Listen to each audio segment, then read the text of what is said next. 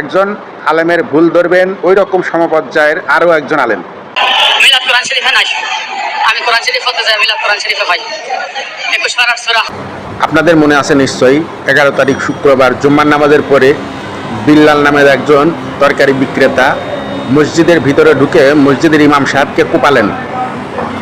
তার বিশ্বাস ছিল যে ইমাম সাহেব মিলাদ সম্পর্কে ভুল ব্যাখ্যা দিয়েছেন। তিনি বলেছেন, ইমাম সাহেব বলেছেন মিলাদ কোরআন শরীফে নাই, কিন্তু আমি পেয়েছি।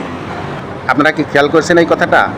মিলাদ কোরআন শরীফে নাই, আমি কোরআন শরীফ পড়তে যাই, মিলাদ কোরআন শরীফে ভাই 21 পারার সূরা আহজাবের 55 নম্বর আয়াত। তিনি বললেন, আমি সূরা আজহাবের 55 নম্বর আয়াতে পেয়েছি।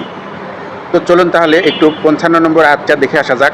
নারীদের জন্য এতে কোনো গুনাহ নেই, তাদের পিতার, তাদের পুত্রদের, তাদের ভাইদের, তাদের ভাইদের পুত্রদের, তাদের বোনদের পুত্রদের, তাদের নিজ নারীদের এবং তাদের অধীনস্থদের সম্পর্কে। তারা আল্লাহকে ভয় করুক, নিশ্চয় আল্লাহ প্রত্যেক বস্তুর উপর সাক্ষী। সূরা আজহাবের 56 নম্বর আয়াতের বাংলা অনুবাদ, নিশ্চয় আল্লাহ তার ফেরেশতাগণ নবীর প্রতি দরুদ পাঠ করেন, হে মুমিনগণ তোমরাও তার প্রতি দরুদ ও সালাম প্রেরণ করো। আচ্ছা দেখেন, এই দরুদ আর সালামকে কেউ যদি মিলাদ বানায় নেয় তবে এই সমস্যার সমাধান করবেন আলেম উলামাগণ। আমরা প্রায়শই দেখে থাকি যে সূরা ফাতিহা শুদ্ধ করে পড়তে পারে না সাধারণ মুসল্লি, ধর্ম নিয়ে বিশাল বিতর্ক, এমনকি মারামারি কাটাকাটি পর্যন্ত লেগে যায়। আরে ভাই, ধর্ম কি এসেছে মারামারি কাটাকাটি করার জন্য?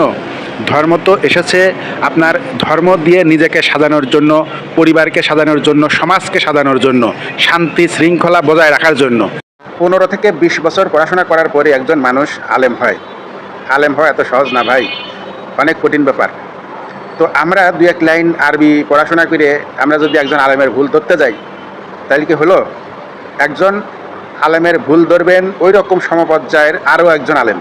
তার ভিতরে যেই রাগ বা জিদটা বা ক্ষোভটা উঠেছে, এটা সম্পূর্ণ অজ্ঞতার কারণে। তাই ধর্মকে ভালোভাবে না জেনে না বুঝে কারোর উপর আক্রমণ করা কিংবা কাউকে কটু কথা বলা, কাউকে ভুল বোঝানো, এগুলো ইসলামের জন্য মারাত্মক ক্ষতিকর। যদি কখনো কোনো বিষয় নিয়ে খটকা লাগে তাহলে বড় কোনো আলেমের কাছে গিয়া সেটার সমাধান চাবেন, নিজের হাতে বিচার তুলে নেবেন না। ধন্যবাদ।